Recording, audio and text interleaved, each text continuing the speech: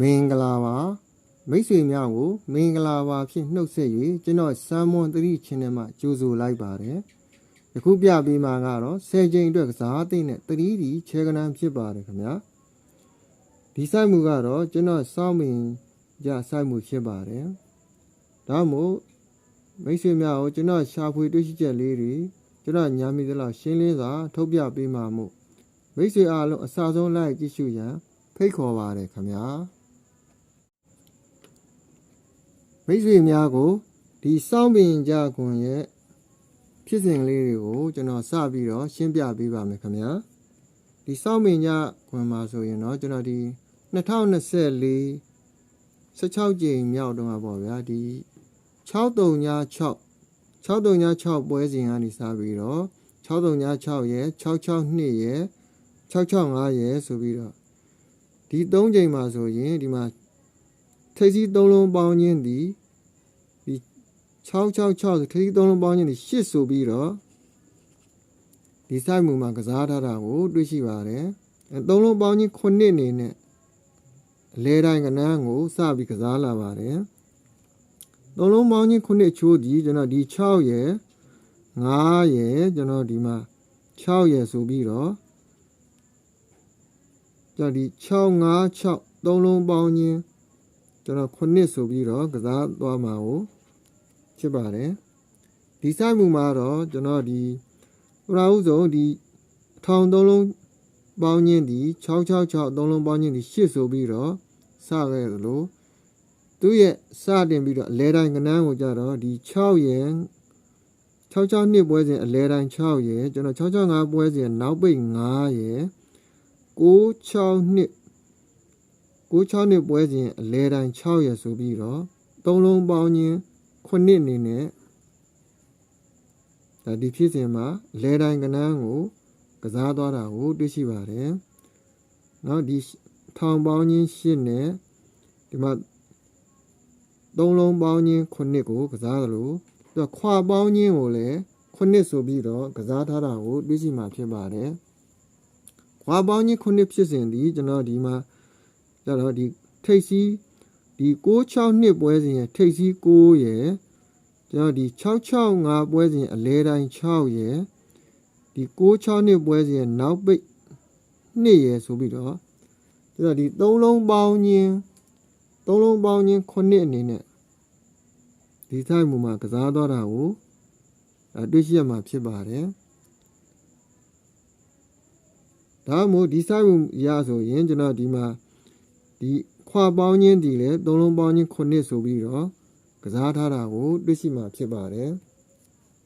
ဒါပထမဦးဆုံးစိုက်ရဲ့ဖြစ်စဉ်ကိုရှင်းပြခြင်းဖြစ်ပါတယ်ဆက်လက်ပြီးတော့ဒုတိယစိုက်မှုကိုဆက်ရှင်းပြပေးရမယ်ဒီစိုက်မှုဒီသူက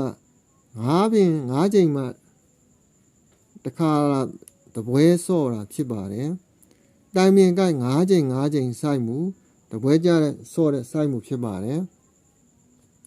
ဒုတိယစိုက်မှာတော့ကျွန်တော်ဒီ2ဒီ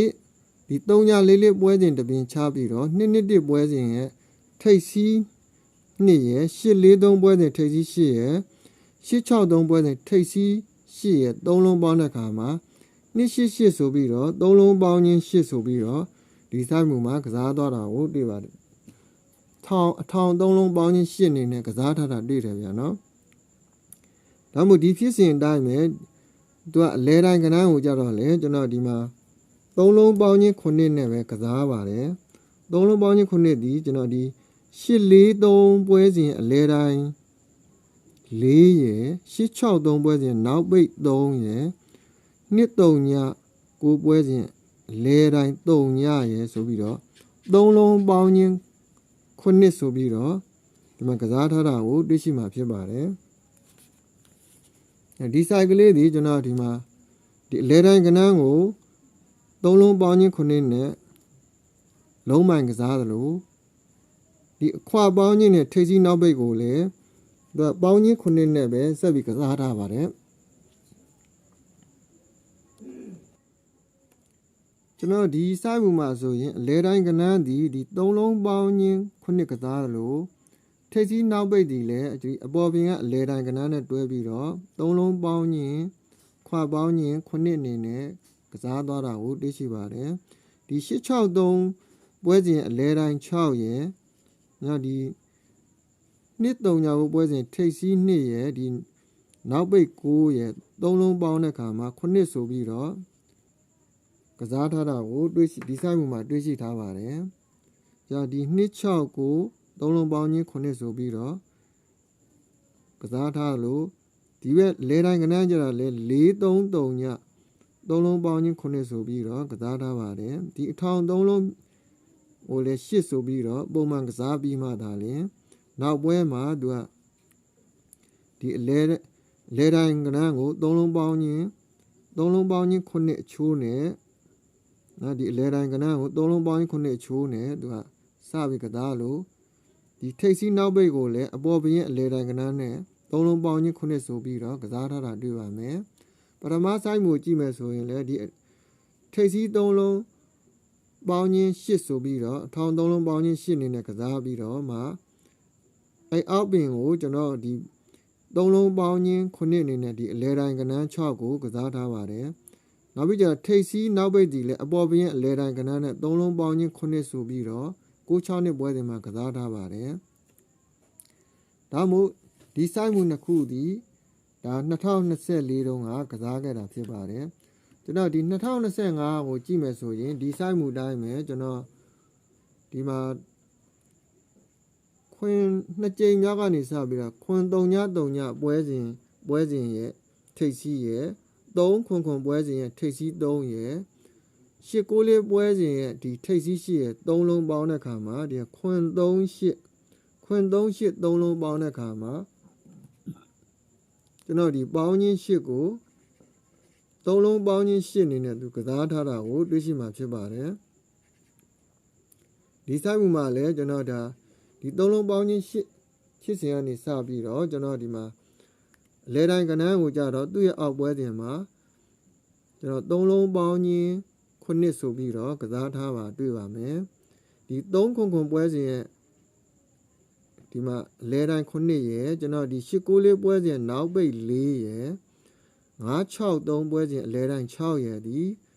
3လုံးပေါင်းတဲ့အခါ9ဆိုပြီးတော့ဒီဆိုင်မှုရကစားသွားတာကိုတွေ့ရှိပါတယ်ဒီမှာ4ခွင်ဒီ3ခွန်ပွဲစဉ်ရဲ့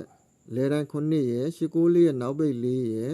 9-6-3ပွဲစဉ်ရဲ့အလဲတိုင်း6ရဲ့3လုံးပေါင်းခြင်း9ဆိုပြီးတော့လဲတိုင်းကနန်း6ကိုကစားထားတာတွေ့ပါမယ်ဆက်လက်ပြီးတော့သူကဒီထိပ်စီးနောက်ပိတ်ဒီအပေါ်ပင်ရဲ့ဒီပေါ်ပင်မှာရှိတဲ့အလဲတိုင်းကနန်းနဲ့တွဲပြီးတော့လဲ3လုံးပေါင်းခြင်း9ဆိုပြီးတော့ကစားထားတာကိုတွေ့ရှိတာဖြစ်ပါတယ်ဒီပင်မှာဆိုရင်ဒီ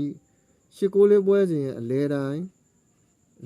9ရဲ့ဒီထိပ်စီး9ရဲ့ကျွန်တော်ဒီနောက်ပိတ်3ရဲ့ဆိုပြီးတော့ပေါင်းတဲ့ခါမှာ3လုံးပေါင်းခြင်းဒီလဲ9ဆိုပြီးတော့ကစားသွားတာကိုတွေ့ရှိပါတယ်။ဒါ963ပွဲတင်မှာလဲဒီအလဲတိုင်း3လုံးပေါင်းခြင်း9နဲ့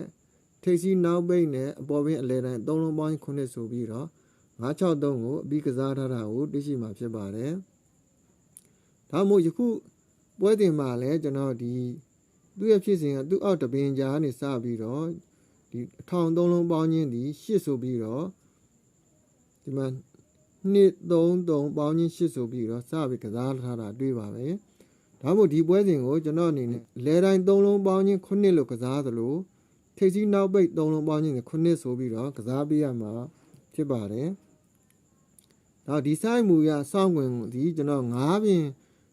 မှတစ်ချိန်သူကကစားသွားတာကိုတွေ့ရှိပါတယ်ပထမဆုံးဒီမှာတစ်ချိန်2ချိန်3ချိန်4ချိန်5ချိန်မြောက်မှာသူက963ပွဲစဉ်မှာကစားထားတာတွေ့သလိုအခုကျွန်တော်တို့ဒီမှာလဲတစ်ချိန်2ချိန်3ချိန်4ချိန်5ချိန်10ချိန်မြောက်မှာလဲသူကကစားဖို့ရအတွက်ရောက်ရှိတဲ့အခါမှာပထမဦးဆုံးသူ့ရဲ့ပေါ်ပင်ကိုဒီမှာအထောင်3လုံးပေါင်းခြင်း8ဆိုပြီးတော့စပြီးတော့သူကစားသွားတာကိုတွေ့ရှိပါတယ်ဒီထောင်3လုံးပေါင်းခြင်း8ကိုရိုက်တဲ့အတွက်ကြောင့်ကျွန်တော်ဒီအပေါ်ပင်တိုင်းပဲကျွန်တော်ကဒီ3လဲတိုင်းကနန်းကို3လုံးပေါင်းခြင်း9နဲ့ကစားပြီးတော့ထိပ်စီးနောက်ပိတ်ကိုလည်း3လုံးပေါင်းခြင်း9ဆိုပြီးတော့ကစားသွားမှာဖြစ်ပါတယ် ဒါမှမဟုတ်ဒီစိုက်မှုရဆိုရင်ကျွန်တော်ဒီမှာဒီ893ညဆိုပြီးတော့လဲတိုင်းရဲ့နောက်ပိတ်ရဲ့အခုပွဲစဉ်အလဲတိုင်းရဲ့3လုံးပေါင်းချင်း9ဆိုပြီးတော့ကစားသွားမှာဖြစ်ပါတယ်။နောက်ကျွန်တော်ဒီအပေါ်ပင်ဖြစ်စဉ်တိုင်းပဲကြာလာတဲ့အတွက်ကြောင့်မ3လုံးပေါင်းချင်း9အနေနဲ့လဲတိုင်းကဏ္ဍကို3ညလုံးပိုင်နေနဲ့ဒါကစားပေးရမှာဖြစ်ပါတယ်။ကျွန်တော်ထိပ်စီးနောက်ပိတ်ကြတော့ကျွန်တော်ဒီဆိုင်မှုရဆိုရင်3လုံးပေါင်းချင်း9ကစားဖို့ရဆိုရင်အခွာပေါင်းချင်းဒီမှာအလဲတိုင်းကဏ္ဍသည်အပေါ်ပြင်အလဲတိုင်းကဏ္ဍသည်3ညလို့ကြားထားတဲ့အတွက်ကြောင့်ဒီထိပ်စီးသည်နောက်ပိတ်သည်လည်းကျွန်တော်ပေါင်းချင်း9ဖြစ်ရမှာဖြစ်ပါတယ်။ဒါမှမဟုတ်ဒီဆိုင်မှုရဆိုရင်ထိပ်စီးနောက်ပိတ်ပေါင်းချင်းသည်လည်း9လို့ကစားမယ်ဆိုရင်ကျွန်တော်ဒီနောက်ပိတ်ကိုအရင်ဆုံး3ညလို့ထည့်ကစားကြည့်ပါမယ်။နောက်ပိတ်ကို3ညလို့ထည့်ကစားမယ်ဆိုရင်ထိပ်စီးကိုကျွန်တော်9လို့ထည့်ကစားမှသာလျှင်ကျွန်တော်ဒီခွန်း3ည3ည3လုံးပေါင်းချင်း9ဆိုပြီးတော့ရရှိမှာဖြစ်ပါတယ်။ဒါဒီဆိုင်မှုမှာလည်းဒီထိပ်စီးနောက်ပိတ်ဒီလည်းကျွန်တော်3လုံးပေါင်းချင်း9နဲ့ကစားမှာဖြစ်ပါတယ်။ဒီအလဲတိုင်းကဏ္ဍဒီလည်း3လုံးပေါင်းချင်း9အရာ3ညလုံးပိုင်ကိုရရှိပြီးဖြစ်ပါတယ်။ဒါကြောင့်မို့ဒီဆိုင်မှုရဆိုရင်ဒါ3ညသည်လုံးပိုင်နဲ့ကစားပြီးတော့အခွာပေါင်းချင်းဒီ9လို့ကစားမှာဖြစ်ပါတယ်။ဒီခွာပေါင်းချင်း9ကစားတဲ့အခါမှာကျွန်တော်10ခွက်ရရှိမှာဖြစ်ပါတယ်။ဒါမှမဟုတ်ဒီဆိုင်မှုမှာဆိုရင်ဒါ3ညအလဲတိုင်းလုံးပိုင်နဲ့ခွာပေါင်းချင်း9 10ခွက်ကိုကျွန်တော်ရေးပြပေးမှာဖြစ်ပါတယ်။ဒီနောက်ပိတ်ကဏ္ဍအရင်ရေးပါမယ်။နောက်ပိတ်ကဏ္ဍဒီကျွန်တော်ဒီမှာစီနီယာကဏ္ဍအနေနဲ့တည်ပေးလိုက်တာဖြစ်ပါတယ်။ခွန်893ညဆိုပြီးတော့တည်တဲ့အခါမှာဒီထိပ်စီးကိုခွန်ထည့်ပြီးတော့ခွင်3ည3ည900ဆိုပြီးတော့တကွက်ကစားလို့ရရှိမှာဖြစ်ပါတယ်ကျွန်တော်ဒီဆိုင်မူရเนาะထိပ်စီးနောက်ပိတ်ဒီအခွာပေါင်းချင်း9နဲ့ကစားမှာမို့နောက်ပိတ်ကို3ညနေစထည့်ပြီးတော့3ည1 2 3 4 5 6 9 10 9ဆိုပြီးတော့ဒါကဏ္ဍ10ခွက်ရရှိလို့ထိပ်စီးဒီလဲခွာပေါင်းချင်း9ရှိဖို့ဆိုရင်ဒီမှာကြတော့6ရဲ့1ရဲ့6 5 4 3 2 1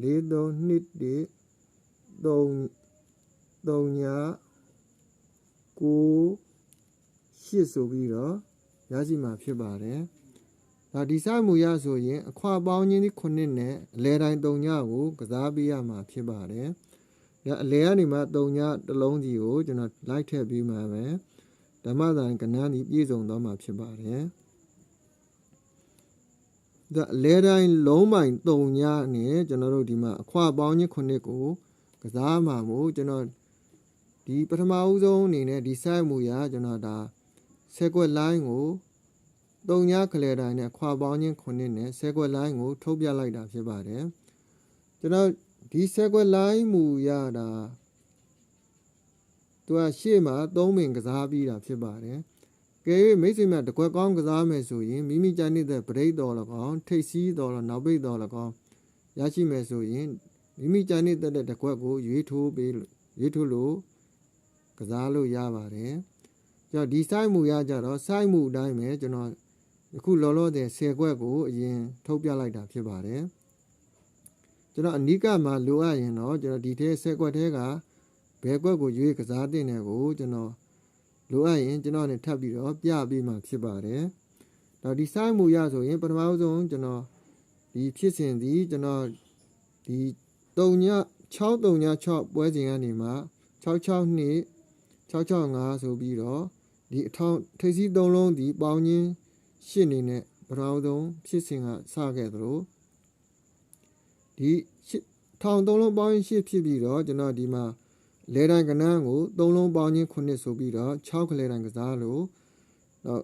ထိပ်စီးနောက်ပိတ်ဒီလည်းအပေါ်ပင်ရဲ့အလဲတိုင်းနဲ့ခွာပေါင်းခြင်း9ဆိုပြီးတော့6နှစ်ပွဲစဉ်မှာသူအောင်မြင်စွာကစားသွားပါတယ်ဆက်လက်ပြီးတော့ဒုတိယပင်ကိုသူက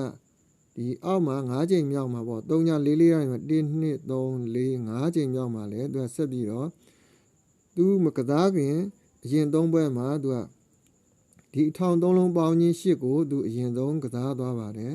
ထိပ်စီးအထောင်3လုံးပေါင်းခြင်း8ကိုကစားပြီးတဲ့အခါမှာသူကထိပ်စီးနောက်ပိတ်အခွာပေါင်းခြင်းဒီလဲအပေါ်ပင်ကအလဲတိုင်းနဲ့တွဲပြီးတော့3လုံးပေါင်းခြင်း9ဆိုပြီးတော့အပြီးကစားသွားတာကိုတွေ့ရှိပါတယ်ကြောင့်ဒီ2025ကျွန်တော်ဒီ2ကြိမ်မြောက်မှာဆိုရင်စပြီးတော့ဒီခွင်3ည3ညပွဲစဉ်ထိပ်စီးရဲ့3ခွန်ပွဲစဉ်ထိပ်စီး3ရဲ့8 9လေးပွဲစဉ်ထိပ်စီးရဲ့3လုံးပေါင်းခြင်း8ဆိုပြီးတော့သူ့အနေနဲ့အထောင်3လုံးပေါင်း8ကိုကစားပြီးတဲ့အခါမှာကျွန်တော်963ပွဲစဉ်မှာဆိုရင်တော့ဒီမှာခွင်3ခွင်ပွဲစဉ်အလဲတိုင်း9ရဲ့8 9လေးပွဲစဉ်နောက်ပိတ်9ရဲ့ပေါင်းပြီးတော့ဒီ963ပွဲစဉ်မှာ6ခလဲတိုင်း3လုံးပေါင်းခြင်း9ဆိုပြီးတော့ကစားသွားလို့ဒီမှာအခွာပေါင်းခြင်းဒီလဲကျွန်တော်ထိပ်စီးနောက်ပိတ်နဲ့ဒီအလဲတိုင်းအပေါ်ပြင်အလဲတိုင်းနဲ့6နဲ့ပေါင်းတဲ့အခါမှာ993 3လုံးပေါင်းခြင်း9ဆိုပြီးတော့963ပွဲစဉ်မှာသူကဒါအပြီးကစားတော့တာတွေ့ရှိပါတယ်ဒါမှမဟုတ်ယခုပွဲစဉ်အတွက်ကိုကစားဖို့ဆိုရင်ကျွန်တော်သူက9ချိန်မြောက်မှသူက9ချိန်မြောက်မှာသူတစ်ချိန်သားလင်အပြီးကစားထားတဲ့ site ဖြစ်ပါတယ်ခု9ချိန်မြောက်ရောက်ရှိလာတဲ့အခါမှာသူကဒီ9ချိန်မြောက်မရောက်ခင်အပေါ်3ပင်မှာဆိုရင်သူကထိပ်စီးအထောင်3လုံးပေါင်းခြင်းကို8ကိုရင်စပြီးရိုက်လာတာဖြစ်ပါတယ်ဒီပင်မှာလည်းထိပ်စီးထောင်3လုံးပေါင်းခြင်းဒီ233ပေါင်းခြင်း8ဆိုပြီးတော့သူကရိုက်ဖို့ရာသူ့အနေနဲ့အထောက်ကိုပြပေးထားပါတယ်အဲ့လိုပြပြီးတဲ့အခါမှာပြတဲ့အတွက်ကြောင့်ကျွန်တော်ဒီပွဲစဉ်မှာဆိုရင်9ချိန်မြောက်လည်းဖြစ်တယ်တိုင်ပင်ကလည်းဖြစ်တဲ့အတွက်ကြောင့်အချက်ပြတဲ့အတွက်ကြောင့်ကျွန်တော်ဒီ3လုံးပေါင်းခြင်းလဲတိုင်းကို3လုံးပေါင်းခြင်း9နဲ့ကစားဖို့ရာဆိုရင်ဒီမှာ9ရဲ့8ရဲ့ပေါင်းတော့9ဖြစ်တဲ့အလဲတိုင်းကို3ညအလုံးပိုင်နဲ့ယူပွဲစဉ်မှာကစားတော့မှာဖြစ်ပါတယ်ဆက်လက်ပြီးတော့အခွာပေါင်းခြင်း9ကိုကစားတဲ့အခါမှာ3လုံးပေါင်း9ဒီကျွန်တော်ဒီမှာအပေါ်ပင်ရဲ့3ညအလဲတိုင်းနဲ့ပေါင်းမှာဖြစ်တဲ့အတွက်ကြောင့်ကျွန်တော်ထိပ်စီးနောက်ပိတ်ပေါင်းခြင်းဒီလဲ9ဆိုပြီးတော့ကစားပေးရမှာမို့ဒီအခွာပေါင်းခြင်းကြတော့ကျွန်တော်10ခွက်လိုင်းကိုဒီမှာရေးပြထားတာဖြစ်ပါတယ်ဒါမှမဟုတ်ခွင်3ညပထမဆုံးခွင်3ညကိုစပြီးတော့နောက်ပိတ်3ညကိုကျွန်တော်စပြီးတော့ရေးပြပေးခြင်းဖြစ်ပါတယ်ကျွန်တော်ဒီနောက်ပိတ်3ညပြရခြင်းဒီကျွန်တော်တော့ senior site ပုံစံမျိုးကျွန်တော်ပြခဲ့တာဖြစ်ပါတယ်ဒီမှာခွင်8 9 3ညဆိုယူမယ်ဆိုလို့ရှိရင်နောက်ပိတ်ဒီ3ညလို့စကစားရမှာဖြစ်ပါတယ်ဒီလိုကစားပုံဒီကျွန်တော်ဒီ2022မှာဆိုရင်လည်းကျွန်တော်တို့ဒီကစားကွက်မျိုးပေါ့ဗျာ senior ကစားမျိုးပေါ့ဒီမှာ68ခွင်ဆိုပြီးတော့သူကစားသလိုအောက်မှာလည်းဒီမှာခွင်8 9ဆိုပြီးတော့ senior ကစားထားပါတယ်ဆက်လက်ပြီးတော့ဒါ3လုံး senior ကစားလို့သူ4လုံး senior မကစားဘူးလားလို့မေး4လုံး senior ကစားထားတာကိုလည်းကျွန်တော်ဆက်ပြီးတော့အထောက်ထားကိုပြပေးပါမယ်ဒီမှာဆိုရင်ကျွန်တော်ဒီ9 4 3 2ဆိုပြီးတော့အထောင်နောက်ထောင်3လုံးပေါင်းခြင်းဒီစီနီယာအနေနဲ့4လုံးကစားတော့တာကိုတွေ့ရှိပါတယ်ဒါ2022မှာဆိုရင်ဥပမာပြရမယ်ဆိုရင်ဒီနောက်ထောင်3လုံးဒီ3လုံးစီနီယာကစားသလိုကျွန်တော်4လုံးစီနီယာလည်းကစားထားတာကိုတွေ့ရှိပါတယ်ဒါမှမဟုတ်ဒီခုပွဲမှာကျွန်တော်ဒီနောက်ထောင်3လုံးဒီခွန်8 9 3ညဆိုပြီးတော့3ညနောက်ပိတ်ကနေစပြီးတော့ဒါ10ခွက်ကိုရေးပြလိုက်တာဖြစ်ပါတယ်ကျွန်တော်ရည်ရွယ်ချက်ဒီဒါမိမိကြိုက်နှစ်သက်လို့ဒီ10ခွက်ကိုကစားလို့ရတယ်လို့ဘယ်တော့ဆုံးဦးစားပေးနေတဲ့ဒါ3ညစီနီယာနောက်4လုံးပေါင်းစီနီယာယူမယ်ဆိုရင်3ညနောက်ပိတ်နဲ့ယူပြီးတော့ခွန်ထိပ်စီးနဲ့ခွင်3ညဆိုပြီးတော့ဒီရာပြေကနန်း9လက်ပြီး7ဒီခွင်3ညဆိုတဲ့9ရာပြေကနန်းကိုကျွန်တော်စပြီးထုတ်ပြေးလိုက်တာဖြစ်ပါတယ်ခုဆိုရင်မိတ်ဆွေများအနေနဲ့ဒါဒီဆက်ကွက်လန်းကစားမယ်ဆိုရင်ဒီခွင်3ည9ကနန်းနေစပြီးတော့ဒီ6 3ည1လဲတိုင်း3ညနဲ့ခွာပေါင်းခြင်း9ဒီ ဒီမှာလဲ9 3ည2ဒီလဲအလဲတိုင်း3ညလုံးပိုင်နဲ့ခွာပေါင်းခြင်း9 4 3ည3ဒီလဲအလဲတိုင်း3ညလုံးပိုင်နဲ့ခွာပေါင်းခြင်း9ကိုရေးထားတာဖြစ်ပါတယ်3 3ည4ဒီလဲနော်လဲတိုင်း3ညလုံးပိုင်နဲ့ခွာပေါင်းခြင်း9 2 3 2 3ည5ဒီလဲဒီအလဲတိုင်း3ညလုံးပိုင်နဲ့ခွာပေါင်းခြင်း9 1 3ည6ဒီလဲလဲတိုင်း3ညနဲ့ခွာပေါင်းခြင်း9ဒီမှာ3ညအလဲတိုင်းနဲ့3ည3ည9ဒီလဲဒါခွာပေါင်းခြင်း9နဲ့ကစားထားတာလို့ဒီမှာ9 3ည8ဒီလဲလဲတိုင်း3ညလုံးပိုင်နဲ့ခွာပေါင်းခြင်း9ဒီမှာ8 3ည9ဒီလဲအလဲတိုင်း3ညလုံးပိုင်နဲ့ဒါခွာပေါင်းခြင်း9ကိုကစားထားတာတွေ့ပါတယ်ဒါမှမဟုတ်ဒီစိုက်မှုရဆိုရင်ဒီကဏ္ဍ10ခွက်ကိုမိတ်ဆွေများကိုကျွန်တော်ပထမဦးဆုံးဒါကြိုတင်ပြီးတော့ကျိုင်းနှစ်သက်တဲ့ကဏ္ဍများကိုရွေးချယ်ကစားနိုင်အောင်ကျွန်တော်အနေနဲ့စောကြည့်စွာတွေ့ရှိချက်လေးကိုမျှဝေပေးလိုက်တာဖြစ်ပါတယ်ဒီစိုက်မှုရဆိုရင်3ညလုံးပိုင်နဲ့အခွာခွန်ဖြစ်တဲ့အတွက်ကြောင့်ဒီကဏ္ဍ10ခွက်ဒီဒါခွန်ပရိတ်ဖြစ်နေပါတယ်ခွန်ပရိတ်နဲ့3ညလုံးပိုင်ဖြစ်သွားတာဖြစ်ပါတယ်အလဲတိုင်း3ညလုံးပိုင်နဲ့ခွန်ပရိတ်ခွာပေါင်းခြင်း9ကိုကစားထားတာတွေ့ပါမယ်ဒါမှမဟုတ်မိတ်ဆွေများကြိုက်နှစ်သက်ရင်ဒီစိုက်မှုလေးတွေကိုယူပြီးကစားလို့ရအောင်ကျွန်တော်အနေနဲ့စေနာမြစ်တာရှေ့ထားပြီးတော့မျှဝေပေးလိုက်ပါတယ်ဒါမိတ်ဆွေများအနေနဲ့လည်းကျွန်တော်အားပေးသွားပြင်ကျွန်တော်ဒီဗီဒီယိုလေးကိုကြည့်ရှုတဲ့မိတ်ဆွေများတယောက်ချင်းစီမှာ like ကလေးများပေးခဲ့ဖို့ကျွန်တော်တောင်းဆိုပါတယ်ကျွန်တော်ဒီကွန်မန့်မှာလည်းဒီ site မှုလေးတွေရဲ့ထုတ်ပြချက်လေးတွေကိုကျွန်တော်ကြားမကြိုက်ကဏ္ဍလေးကြားမကြိုက်လဲမိမိနှစ်သက်မနှစ်သက်ဘူးရှိတော့ဒါကွန်မန့်မှာရေးပေးလို့လည်းရပါတယ်ဒါမှမဟုတ်ခုလိုကျွန်တော်ရဲ့ဗီဒီယိုကြည့်ရှုတဲ့မိတ်ဆွေများအားလုံးတယောက်မကြံကျွန်တော်ဒီ charity ပေါက်ကဏ္ဍများရရှိကြပါစေလို့ဆုတောင်းပေးပါတယ်မိတ်ဆွေအားလုံးနောက်ဗီဒီယိုမှာကျမ်းမာစွာဖြင့်ပြန်ဆုံကြပါအောင်စို့ခင်ဗျာ